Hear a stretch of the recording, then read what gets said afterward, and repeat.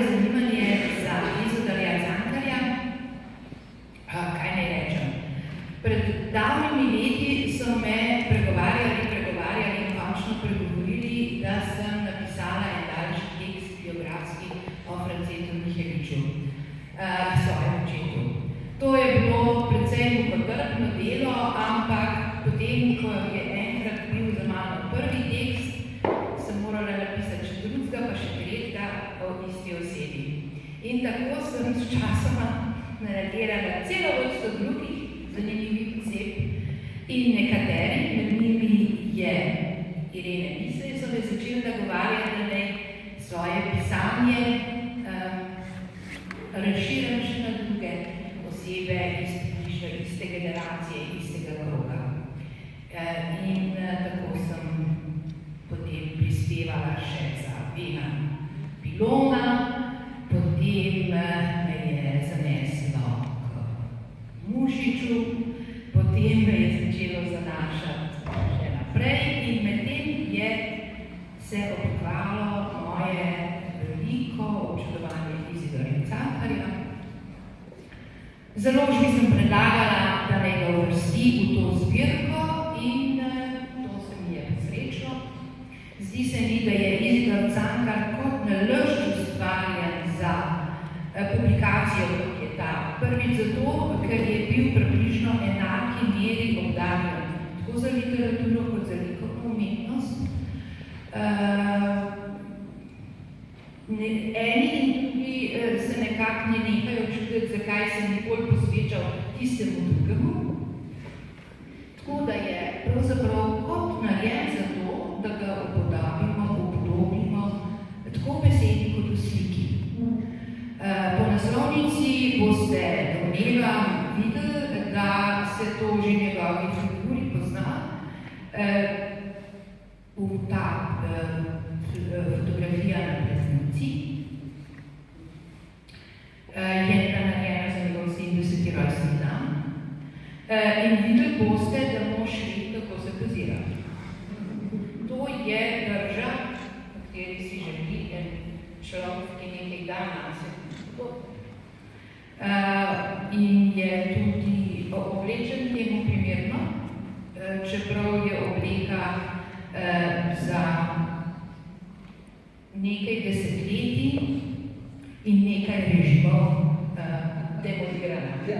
Ampak, če gremo na začetek zgodbe, mogoče, da smo stari, ko je bil star 70 let, ili nazadna fotografija. Ampak bi rada 7-letnega. Tako. Skratka, glavna postaja v njegovem življenju, kajti Alenka Kuhar je tudi mojstrica dobro zasukanih stavkov, in ona je njegovo življenje v tej biografiji opisala kot živahno skladbo, ki se je na koncu iztekla v miren andante.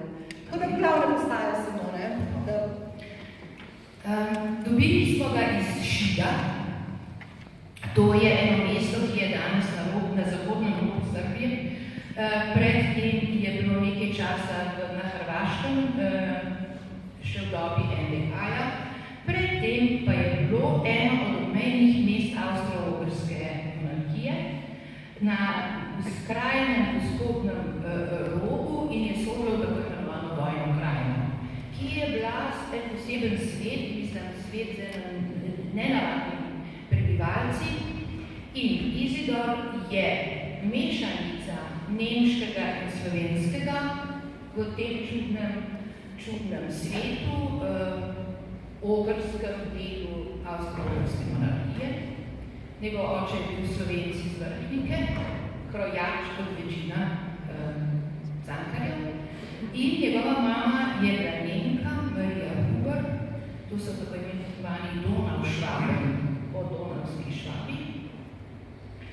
Ko je bil star 7 let in je zaključil osnovno šolo, je s pričevalom, ki je napisano v cirilici, zato si je za ta jezik še zmeraj drzno uporabljati besedo srbo-hrvaški, ker nikoli ne veš, katera sestavina prevladuje, ampak hodil v srbo-hrvaško šolo, doma govoril nemško in ko je prišel v Ljubljano s tem cirilično napisanim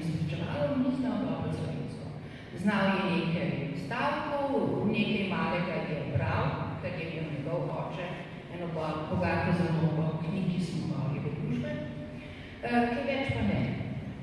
Upisal se je v sosednjo, upisali so ga v klasično gimnazijo, ki je čez par let dobila mogočno stavko tukaj čez.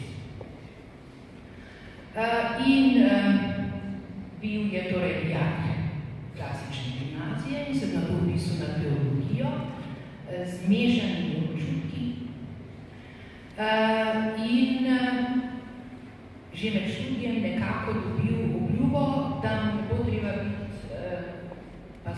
opravljati pastoralnih del duhovniškega, ki sodijo v duhovniškem poklicu, ampak da bo lahko študiral, raziskoval, pisal. In je odšel najprej v Belgijo na eno univerzo in potem v Graz in na Dunaj in si predolgo nazlil končno doktorja umetnostne zgodovine. Nato se je začel Avstro-Ogrski imperij majati in se je končno razsul, pri čemer je nekaj deleža opravil tudi Izidor in potem postal namesto politike, na kar so ga mnogi nagovarjali, namesto politike se je lotil poučevanja in raziskovanja umetnostne zgodovine in prvi profesor umetnostne zgodovine na novi univerzi v Ljubljani. Zdaj treba povedati še kaj o čustvenih zadevah? Ja, mogoče prav ta epizoda, kako je pristal pri stari mami, ki ga je mogoče zaznamovala in je to pač črtalo osebnost. Da smo že spet pri 7 letih, skratka. Še enkrat. Pri prvotnem besedilu življenja. Ja, jaz vas ne bom prepričvala, da to ni važno. Ja, skratka, dobro, povemo. Važen dogodek iz njegovega življenja je bil ta, da je bil Andrej Cankar, njegov oče, podoben večini drugih Cankarjev, skratka, precej nezanesljiva in neodgovorna oseba. To je bila gludni izraz, nekateri so kdaj uporabili še kaj hujšega, zlasti njegova tašča. Kar ni tako čudno, ne? No, Andrej Cankar, ki se je poročil bogato in s poroko z Marijo Huber povzpel na družbeni lestvici, je rad krkal, tudi pil zraven in je nekega dneva oziroma bolj noči, ali so bile pojavila se tudi podatek, da so bile tri noči in zapravil prikazati vse premoženje. Tako da je se družina znašla na robu obupa in tašča Andrejeva je tega nesrečnega Andreja, rečemo, preklela, vzela k sebi fanta, fantiča, 6-7-letnega, ki ji je bil zelo pri srcu, bil je namreč izjemno inteligenten in občutljiv otrok. In ga je na ta način preživljala, hkrati pa držala stran od budnega vpliva tega neodgovornega očeta. Tako da je živel potem pri svoji babici, ki je vladala strdo, odločno švarsko roko. No, kakorkoli. O tem nekaj malega vemo zaradi očeta, tega moža, ki sedi tukaj v prvi vrsti, ki je naredil to, da je to kroniko te družine skupaj z nekaterimi najbolj čudnimi in sramotnimi poglavji tudi opisal. To je bil Franc ali Bože Cankar, ki je napisal žrtvo. Skratka, Izidor je bil pri 6-7 letih izgnan iz doma, tako je zdaj je mogoče čutiti, da je tako to občutil, in je vse svoje odraslo življenje iskal zavetje družine in se čutil opeharjenega standa. In to iskanje je zaznamovalo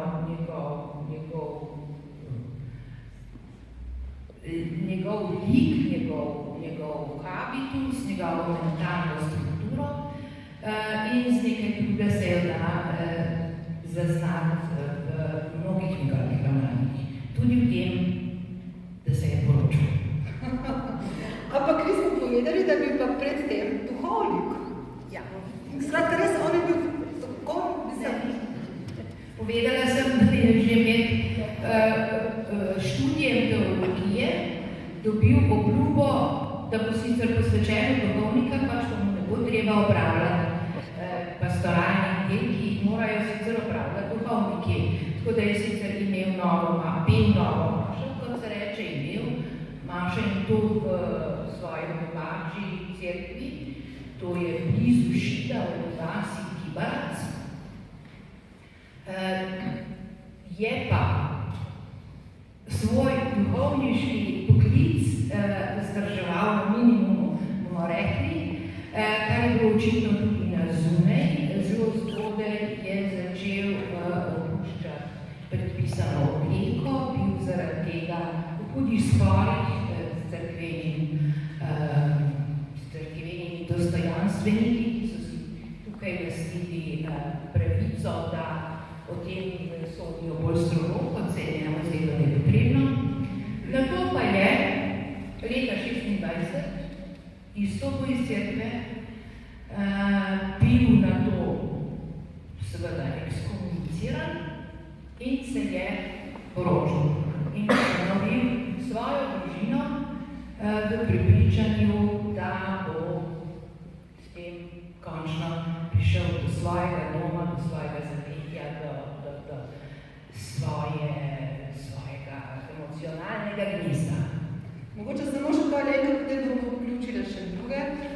Omenila si že družino Cankar, najbolj znani, najbolj talentirani in izobraženi Cankarji, to so Ivan Cankar, bratranec Izidore Cankarja, Karel Cankar, so bili celo življenje povezani.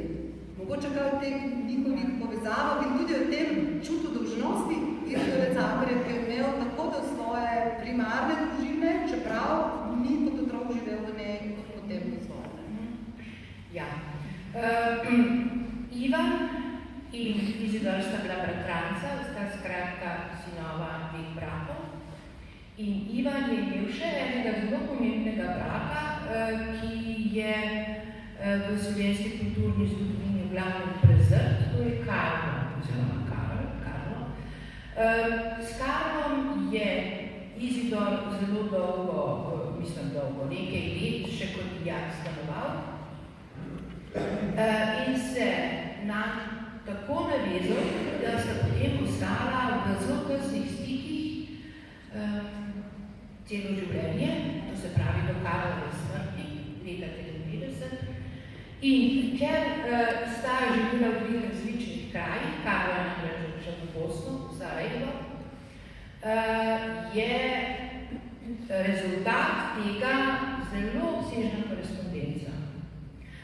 Izidor sam poleg tega, da je bil na začetku literat, pisal je novele in seveda ta znameniti tako rekoč roman Gospodi, bil je tudi izvrsten pisec člankov, recenzij, bil je imenitelj literarnih kritik in bil je mojster korespondence. Njegova pisma sta v glavnem izredno zanimiva, izredno pomembna, velika škoda je, da živijo še zmeraj v arhivih neupoštevana in neobjavljena in neprepoznana. Tako da je skratka s Karlom si dopisoval zelo veliko, zelo pomembne stvari in tudi z mnogimi drugimi. Naj samo za ilustracijo povem, da je samo ohranjenih pisem, ki jih je Izidor napisal svoji ženi, 300 je registriranih, s tem, da se jih je nekaj gotovo skupaj. In jaz še nisem našla slovenskega avtorja, literata, ki bi tako pogosto, tako temeljito pisal svoje želje.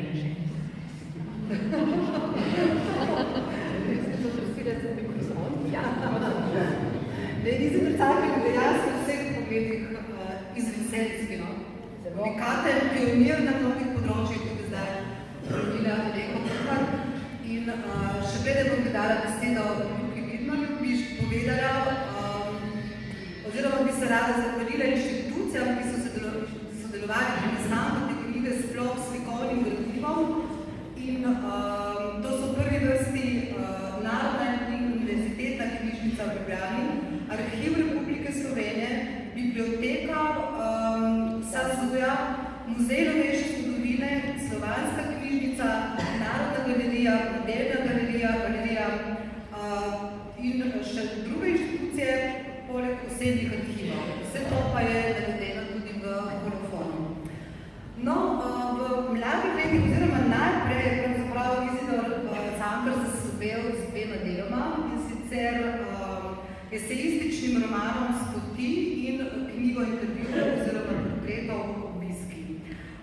Luka Vidmar je o tem napisal tekst z naslovom Iskanje narave, umetnosti in samega sebe, v katerem pravi, da roman Spoti tudi 100 let po nastanku ostaja eden najpomembnejših in eden najbolj nenavadnih romanov pri nas. Hvala. To gotovo drži. Sedaj sem se spomnil besed, ki jih je nekoč namenil akademik Jan Kokos, da po njegovem mnenju je pravzaprav to najboljši roman slovenske literature in moram reči, da se s tem osebno kar strinjam. To je po svoje nenavadno zaradi tega, ker je roman nenavadno kratek, fragmentaren in celo žanrsko izmuzljiv, fingira pravzaprav podobo potopisa, v resnici pa gre za besedilo, ki je blizu sodobnemu evropskemu esejističnemu in celo dekadentnemu romanu. V njem moramo iskati veliko avtobiografskega.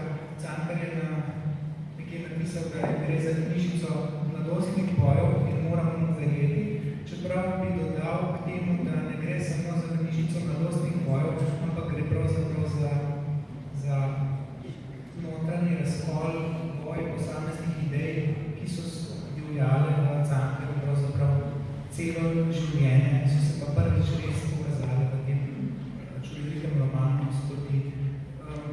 Morda bi omenil še to, da kar seveda večina od nas ve, da je center dogajanja v tem romanu pravzaprav dialog, boj med dvema junakoma, dvema glavnima junakoma, torej pripovedovalcem, ki pripoveduje v prvi osebi, piscem potopisa, če hočete, in pa Fricem, mladeničem iz Rajka, to so pravi iz Nemčije, tudi umetnostnim zgodovinarjem. In bila bi velika napaka, če bi v teh dveh osebah videli Cankarja, to so pravi spodobnega, zadržanega umetnostnega zgodovinarja in duhovnika v pripovedovalcu in v drugi osebi njegov antipod, torej Frica, ki zanika veljavnost klasične umetnosti, je dekadenten, išče nov svet, nove ideje in tako naprej. V resnici gre za ideje, ki jih je Cankar tehtal v sebi in ki jih pravzaprav do konca ni rešil. In tudi ta roman zaradi tega ostane nedokončan. Popotnika, ki sta namenjena po Italiji, bi morala iti v Rim, v večno mesto, celo v Neapolj in na Sicilijo, se razideta v Firencah in skupaj z njima ostaja na življenjskem razpotju tudi sam Izidor Cankar. Mogoče še to, da je to tekst spremlja prvič, vidimo tudi vse te metrine, v katerih ta ta dva glavna junaka razpravljata.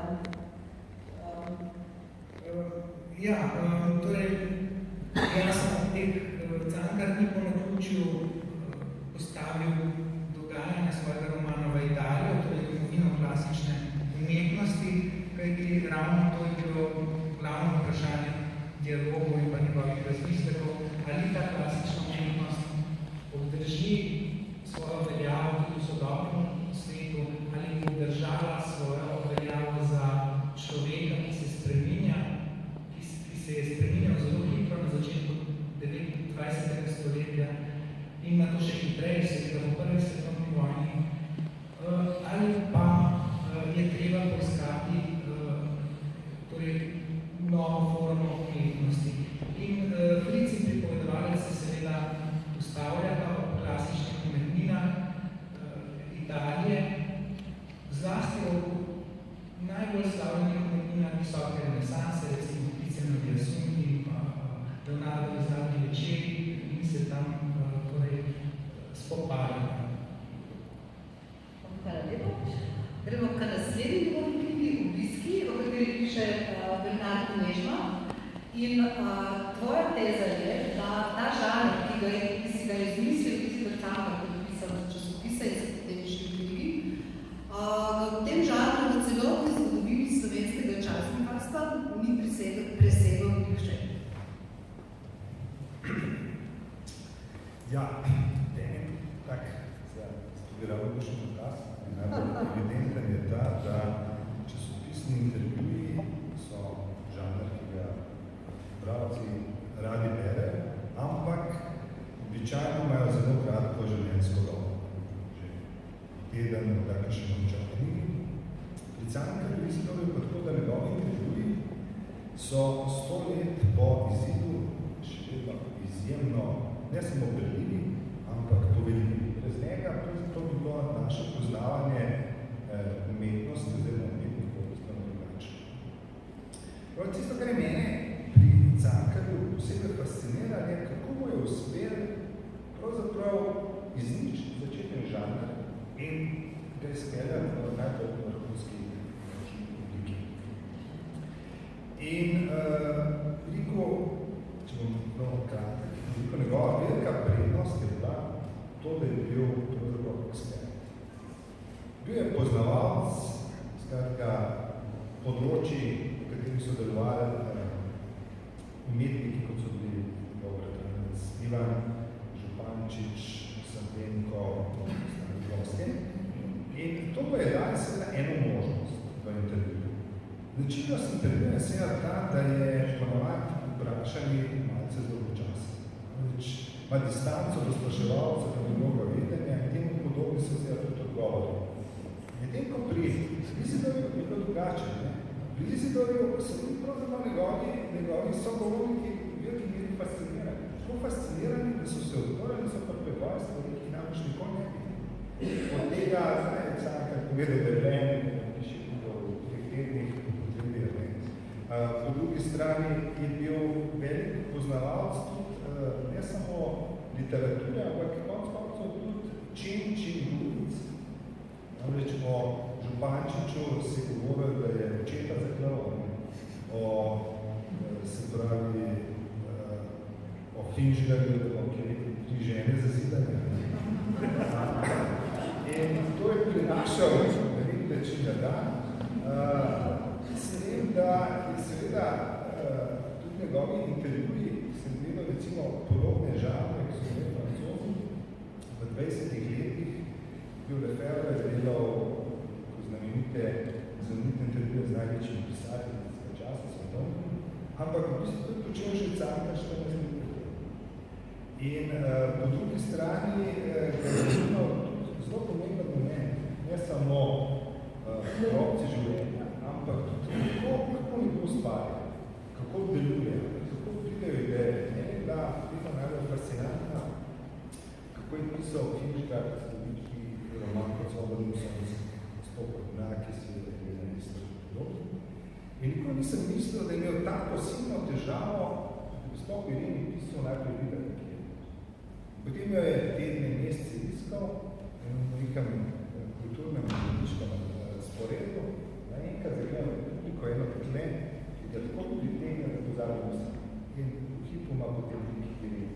In to je seveda omogočil pravzaprav Izidor, ker je bil takšna persona, takšen sogovornik, da so njegovi kolegi, prijatelji, sorodniki, da so spojedovali po svoje najintimnejše stvari. Od spopadov s kom so bili sprti do poslednje tančice. To je bil pogovor med enakimi in tudi zato pač imajo ti intervjuji trajno sporočilno vrednost. In tako kot njegova dela očitno ostajajo nesmrtna, ostaja tudi zapisan v stavbah, v temeljnih slovenskih kulturnih institucijah. To pa je tema, o kateri je pisal Željko Oseb. Njegov tekst ima naslov Vogalni kamen kulturnih ustanov in najbolj sta se tukaj združili dve srečne okoliščini. Se pravi čas, v katerem se je konstituiral slovenski narod, in pa značajske lastnosti Izidora Cankarja, kot smo ga zdaj uspeli že počasi spoznati, se pravi človek z močno prosvetiteljsko značajsko potezo, ne? In človek, ki je rad pač širil svoje znanje in imel vpliv na ljudi. Res je, drži. Cankar je v bistvu po svoje glasnik te nove generacije, ki je po prevratu, po razpadu Habsburške monarhije uspela postaviti te temeljne pogoje, institucionalne pogoje za razvoj slovenske kulture, od ustanovitve univerze, Društva Narodne galerije in to v tem začetnem obdobju do sprejema ustave. Ker po sprejemu ustave po leti 21 je prišlo do okrepljenega centralizma in s tem pritiska na slovenske kulturne institucije. Tako da je njegova velika želja, da se ustanovi Slovenska akademija znanosti in umetnosti realizirana šele tik pred drugo svetovno vojno. Še bolj se mi zdi, da je pomembna ta Izidorjeva vloga pri širitvi obzorij in strpnosti v tem slovenskem kulturnem prostoru. Cankar kot tujec v tem kranjskem okolju je presegal to kulturno vojno zadrtost, ki je tako značilna za obdobje pred prvo svetovno vojno in je v bistvu širok obzorja vnašal v takšno strpnost in tudi je zaslužen za preobrat politike katoliškega tabora na čelu Slovenske ljudske stranke.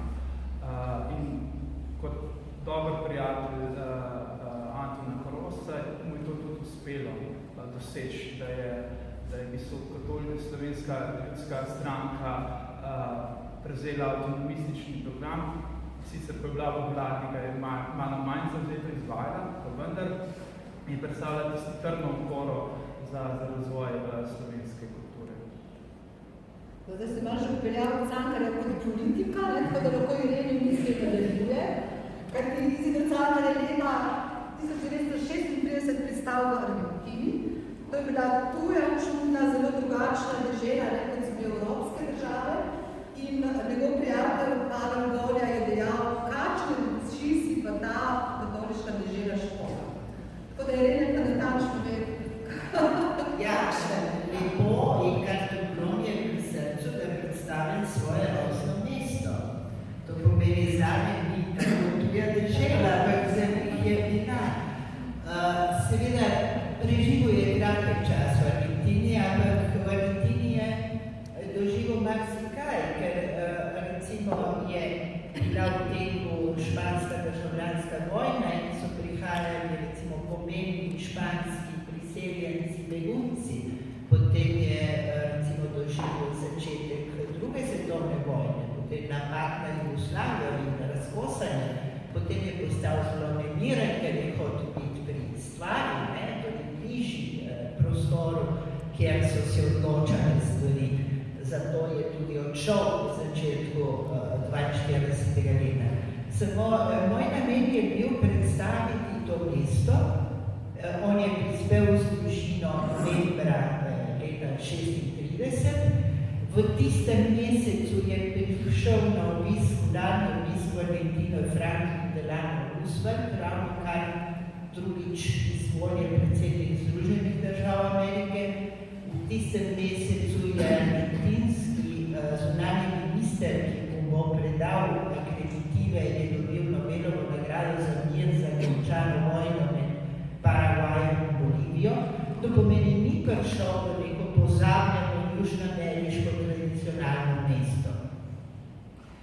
S kom je imel opravka, s kom se je družil, kot poslanik Kraljevine Jugoslavije, seveda je imel tako imenovano jugoslovansko kolonijo, sestavljeno zelo raznoliko, od Črnogorcev iz Boke Kotorske, potomci že tisti, ki so prihajali malo po osamosvojitvi, bili so Hrvati in bili so peščica Slovencov iz Krajinske in iz Belegrada. Ampak večina Slovencov v Argentini, naj jih je bilo vsaj 16.000, v tistih letih so bili primorski Slovenci, za katere ni smel skrbeti uradno, to pomeni, niti ni smel obiskovati njihove prireditve, na primer, ker drugače bi postal seveda problem z Italijani in tako naprej. Kljub temu si je izbral za svoje najtesnejše sodelavce prav Primorce. Med njimi je treba omeniti dva. Najprej arhitekta Viktorja Surčiča, ki ga je celo uporabil kot predsednik Združenja za šolstvo, ker je začel pionirsko tudi delo tam. Mu je tudi naročil načrte za jugoslovanski dom, ki v okrnjeni obliki še vedno stoji, društvo tudi živi, ima zemljevid Jugoslavije, tako da ohranjajo tradicijo. Za svojega osebnega tajnika si je pa izbral tržaškega Slovenca, Viktorja Kjudra, ki je bil eden od zadnjih urednikov Edinosti v Trstu. Viktor Kjuder je bil najprej njegov osebni, to pomeni njemu podrejen, ampak med vojno in z dogodki, ki so zdesetkali poslaništvo, predvsem po njegovem odhodu, je ob koncu vojne bil odpravljen posel. In tudi tista oseba, ki je predal poslaništvo novemu poslancu, generalu Iliču, ki je prišel direktno strani Titove vlade. To pomeni, kmalu zatem je Revež umrl, najbolj je bilo vsega tega preveč in da je fajn. Za to opisovanje